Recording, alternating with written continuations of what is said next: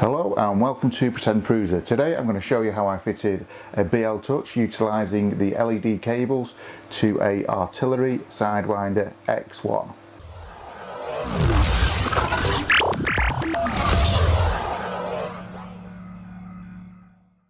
So then, preparation.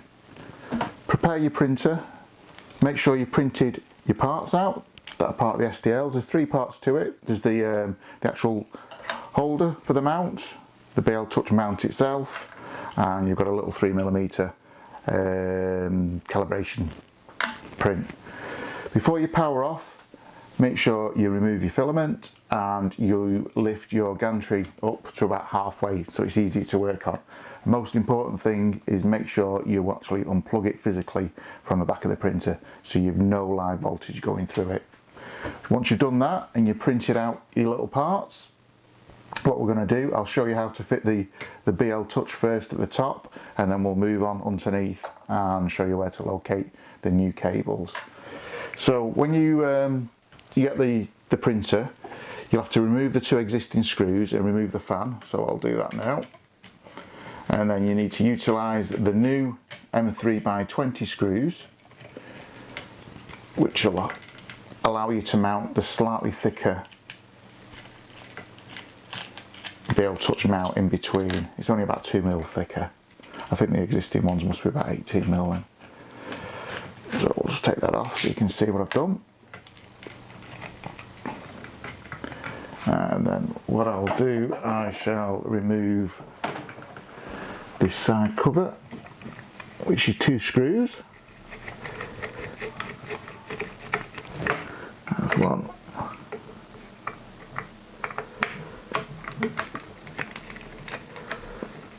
Two. So there you go. Right, get a little camera so you can see what I'm doing. So you've got your BLTouch there, upside down. You've got your two cables coming off there. Now I actually did a bit of experimenting on this. So that's actually plugged into the LED socket there. So let's have a look. This plug plugs in like that with a white cable, towards you, and you've got your white, your brown, your red and your orange. Now the black cable from the existing BLTouch, which is two cables, it comes like that. Now your white and black cable, you don't actually use a black wire at all, you can just leave it sticking up. Okay. And if you have a look at the PDF, I've shown pictures of that. So really straightforward. Unplug your LED from there, wire the new cable up like that with the white ones pointing towards you, and then just slot it in, which I'll do in a second. Put my glasses on so I can see what I'm doing. It's quite tricky trying to do it one-handed.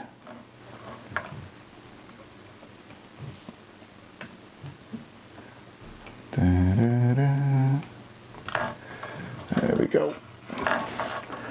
Okay, and that's your BLTouch fitted. A bit of filament that. So what I'll do, I'll screw this back up, and what it needs to be set at here, I'm going to undo that securing height mount screw, and I'm going to push this down as far as I can. So I'll do that now. So 2 seconds. We'll secure this up. Fan cables goes underneath with the other two.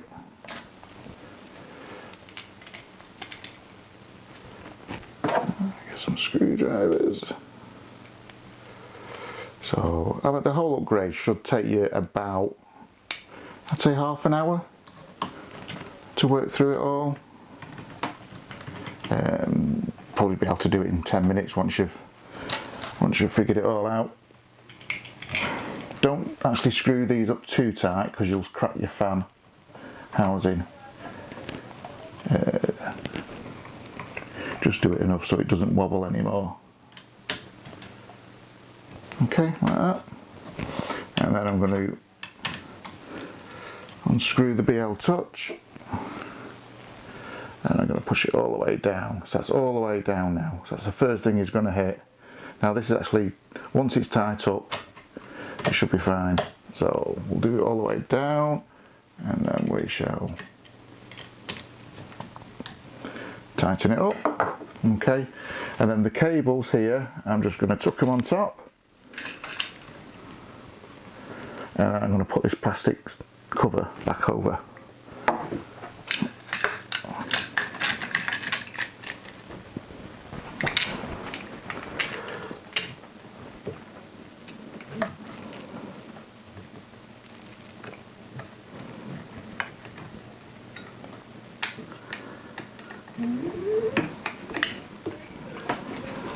There we go, one screw.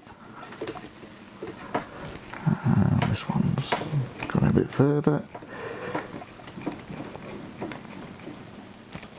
2 screws. Okay. So that's your BLTouch fitted to the top now. Just for showing.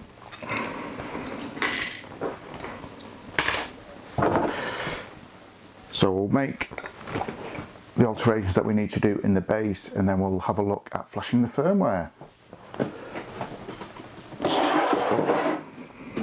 So the base, I've already removed it from this machine just to make it quicker.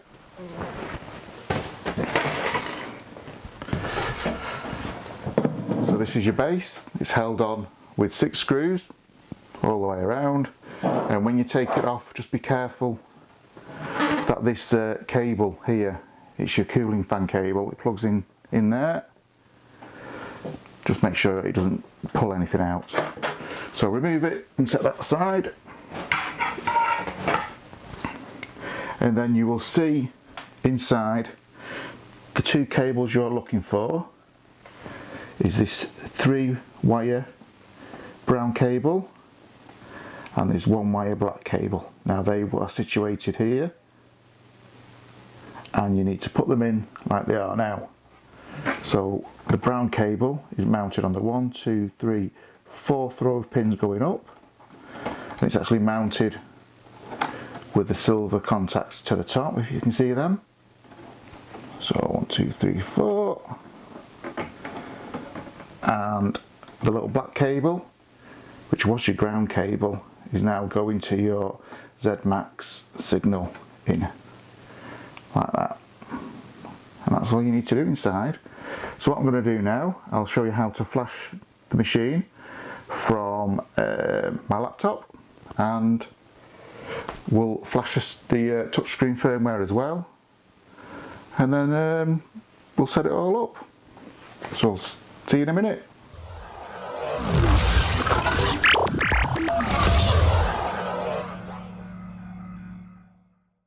So then, the firmware.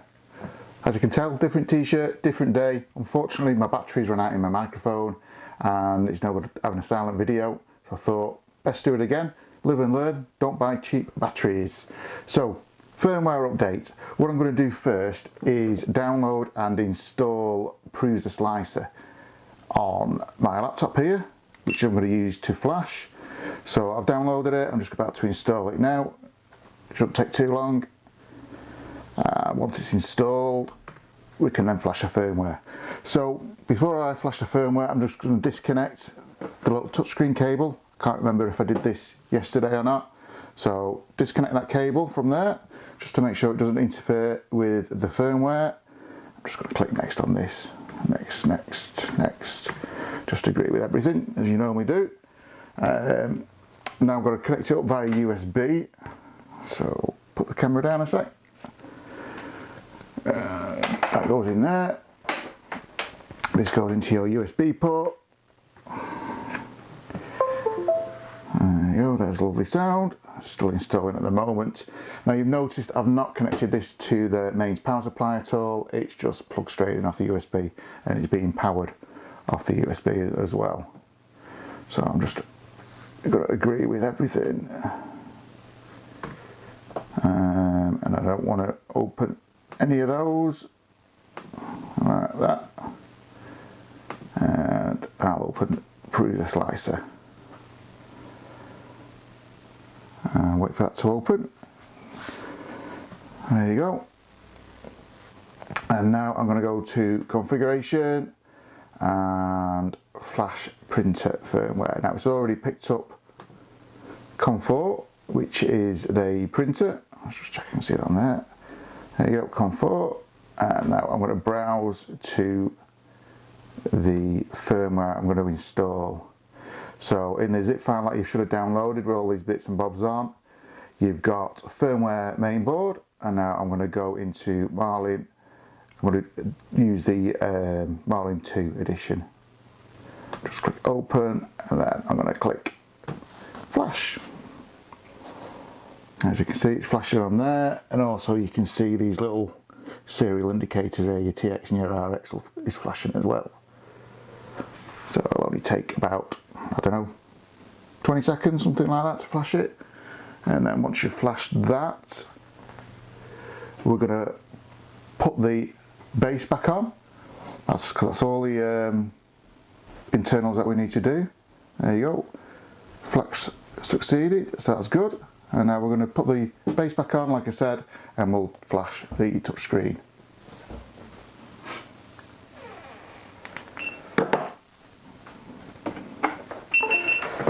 So we'll stick the base back on.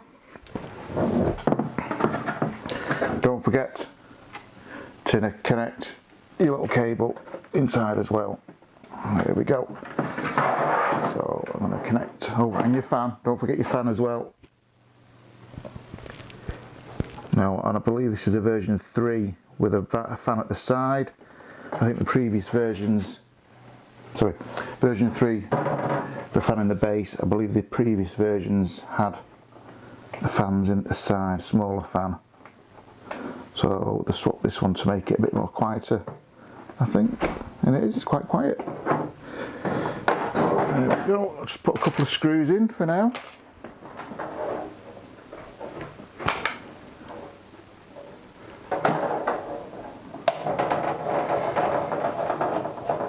Just put a couple of screws in. Now to flash the LCD, you will need a micro SD card. So let's turn that around like that.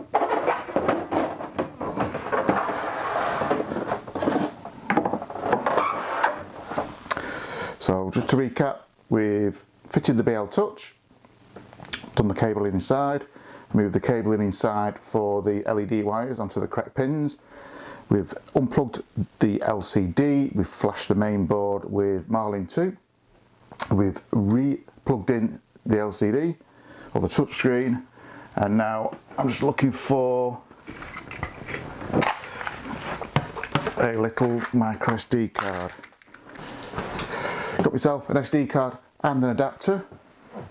What I'm going to do is pop it in the laptop, and I'm just going to transfer some files over. So let's see if this is recording still. It doesn't matter if the actual card's still populated at all or not. Desktop, Waggster Mod, and I'm looking for the LCD touchscreen, and I'm going to highlight everything and copy, and I'm going to drop it onto Control V, the root of the SD card. That's as easy as that, and all you need to do is take your little micro SD card out, bob it in your printer, bob it in the right way around, still the right way around, 3 times now. Put your laptop away, don't need that. Let's plug it in.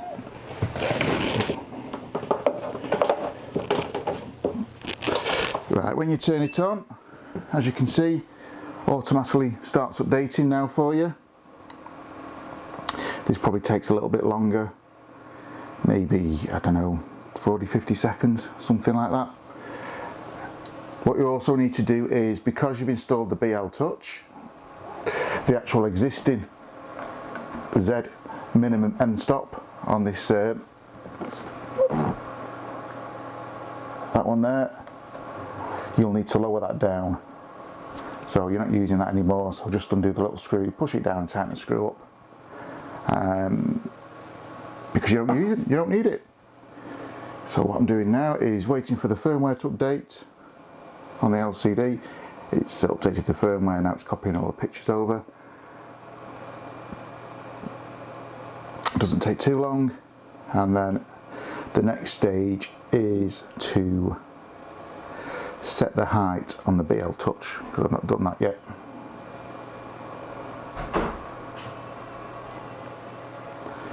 And another battery's just run out.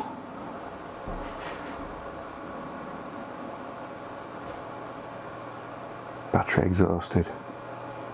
Should really charge my batteries up before I do this. And the other camera's just gone off.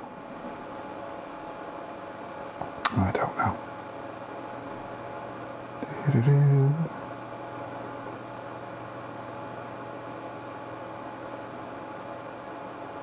Okay, so as you can see, completed, rebooted, and it'll have the new firmware and software on now. Okay, so next thing we're going to do is we're going to set the height of the BLTouch.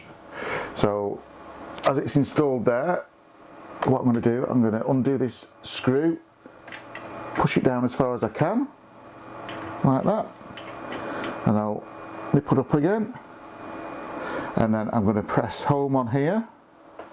So tools, home, and home. So it'll home the X and Y, and then it moves into the middle, which is called safe homing. It deploys the probe and it'll go down. Now what I'm actually doing here is setting the height of the BLTouch, which is quite easy. All you will need is a little calibration circle that you printed out.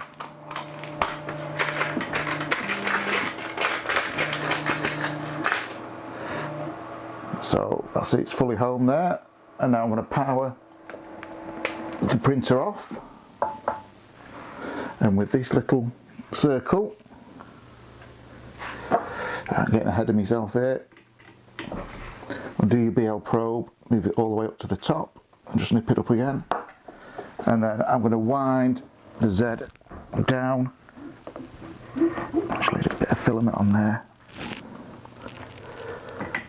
Take that off, make sure you've got a clean nozzle, wind that down so it's touching the bed, like that.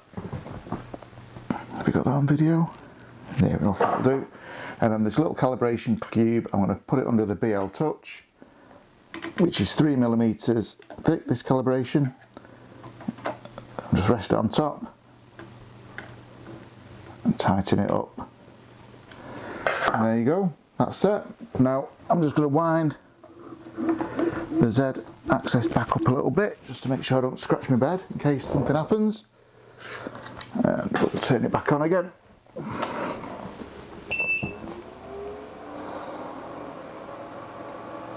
So we flashed the main board, we flashed the LCD, we've just set the BLTouch height using the little 3mm disc that you should have printed out.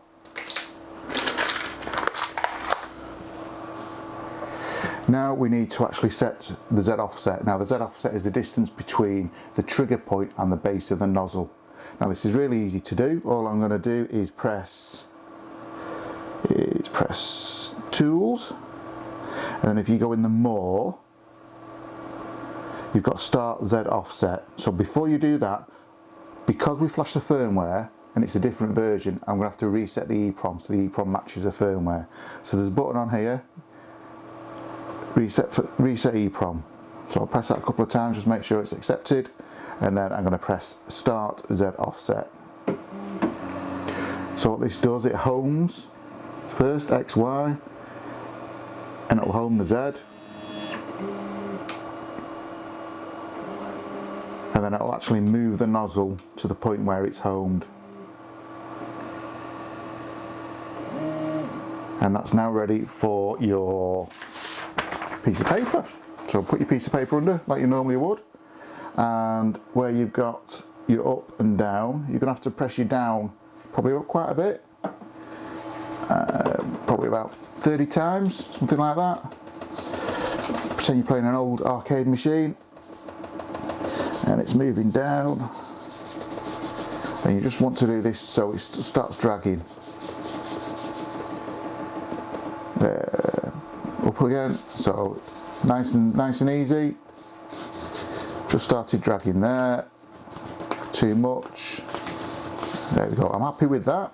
So I'm going to remove the piece of paper, I'm going to press it 2 more times, 1, 2.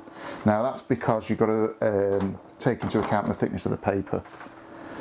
And that's it, that's your Z offset done.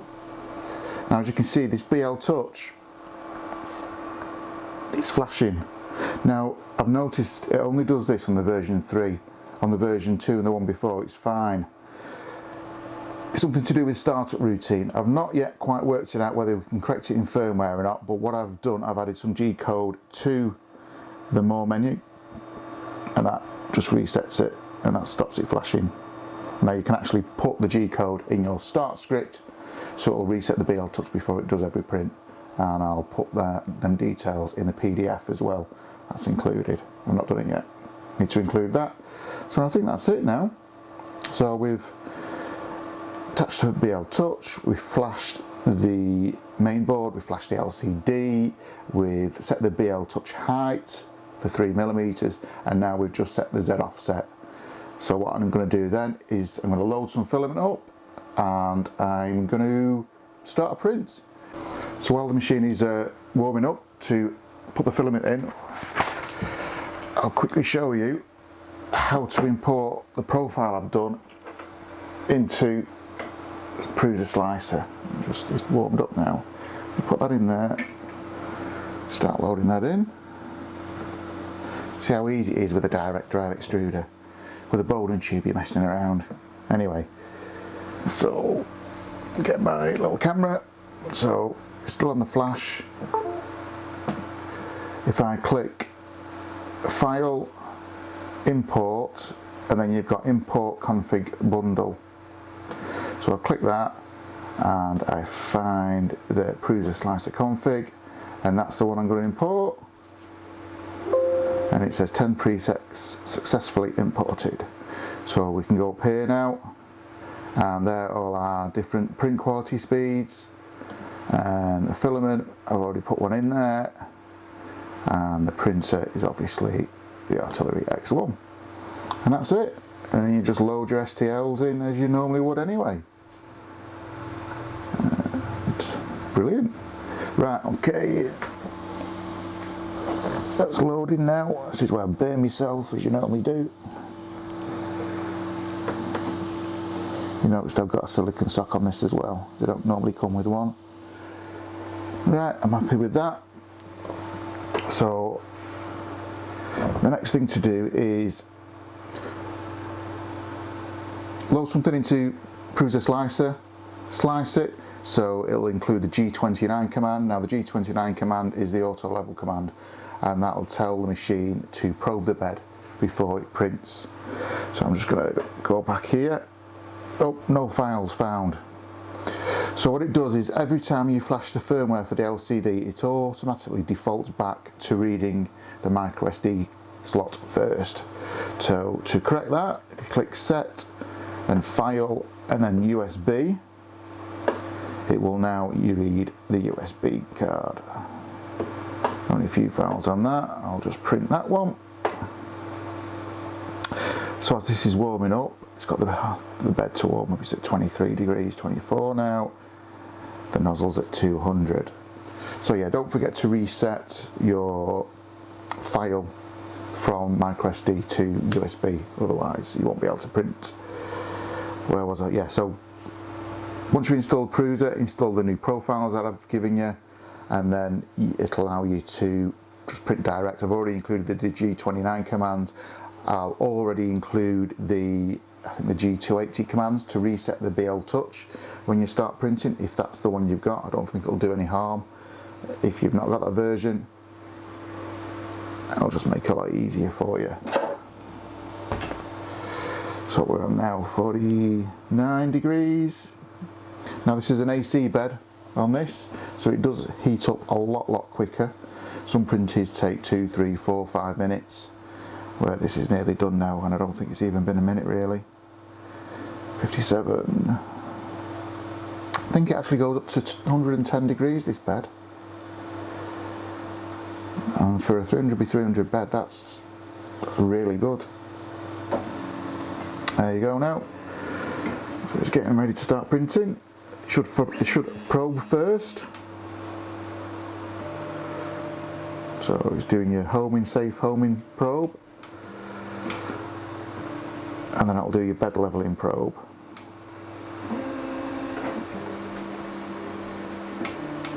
Now this has actually got HS enabled, which is high speed probe enabled. It just does it a lot quicker than normal. So when you think about it, it probably takes, I don't know, 20 seconds to do the probing. And you'll know your first layer is going to be, you know, identical to your last print. It is really good. And if you move your machine around and you can sort of knock your bed, then this will sort of take care of it every time you do a print.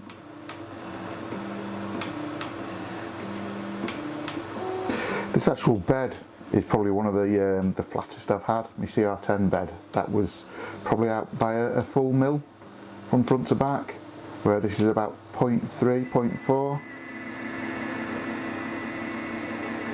Now what I'm looking for now is a nice first layer. So it's just purging, and we're far too high at the moment. So I'm going to come down here, press options, and then more, and you've got your move up and move down. So I'm going to move down a bit more. I might have to start this print again. Just move down a bit more. So this baby stepping, what that's doing is actually moving it live, so you don't have to stop and mess around.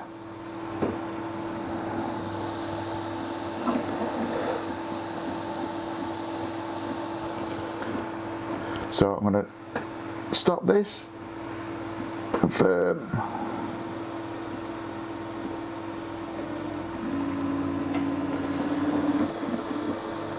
I'll have a quick look. So it started sticking there. That doesn't feel too bad, that. I'll just peel that off before the bed cools down too much. I'll start the print again. So confirm. So the first Z offset that we did with a piece of paper, that just gets it close. And then you use your baby stepping to get it bob on. So it's heating up again. Shouldn't take long this time. There we go. Now I have enabled the G29 auto level remember. So what used to happen on previous Marlin versions, if you ran a G28, which is the home command, after the G29, it would forget the mesh. It would forget the level that it had just taken. But on the new firmware, and actually on 1.1.9, there is a setting so it does remember, and I've enabled that. So if you do have old G code on your USB stick, then you can run a manual auto level from the menu, so it does this auto level, and it should remember it then for your printing your G code that you've already passed sliced.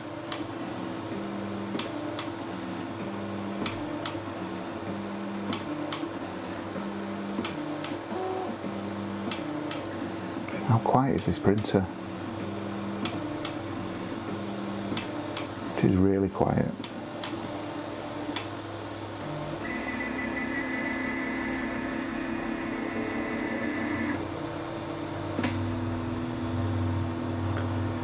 That purging seems a little quick to me.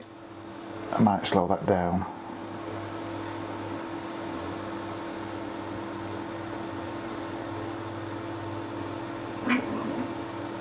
I think it must have had a big clumper. PLA on the nozzle there. I'll just leave it printing a little bit, see what happens. I'll put that there.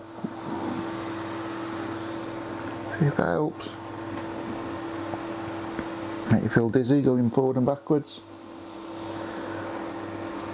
Just move that out of the way, it won't miss it. Still doing the first layer. I'm going to stop it in a minute. So, options, stop, confirm.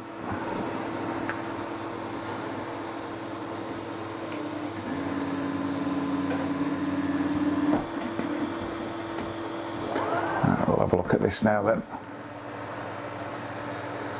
That doesn't feel too bad. Quite happy with that. I'll peel it off now. Just check it comes off. Yeah, that'll do me. That's quite good. So there you go. As you can see, first layer done. Looks quite good.